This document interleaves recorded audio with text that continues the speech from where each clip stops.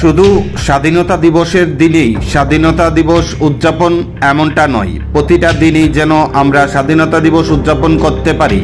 দেশের স্বাধীনতা ছিনিয়ে আনতে ভারত মায়ের যে সকল বীর সন্তানরা আস্তে আস্তে নিজেদের প্রাণ বলিদান করেছেন, তাদের সেই বলিদানের কথা মাথায় রেখে আমাদের অখণ্ড ভারতবর্ষের খণ্ডতা যেন বজায় থাকে, সেদিকে লক্ষ্য রেখে আমাদের নবীন প্রজন্মকে এগিয়ে যেতে হবে।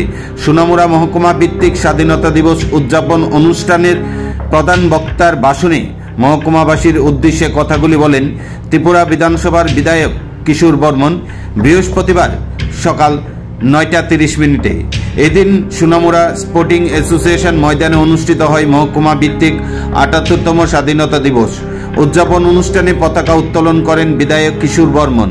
এরপর ত্রিপুরা পুলিশ এবং বিভিন্ন বিদ্যালয়ের ছাত্রছাত্রীদের দ্বারা অনুষ্ঠিত হয় প্যারেড প্রদর্শন।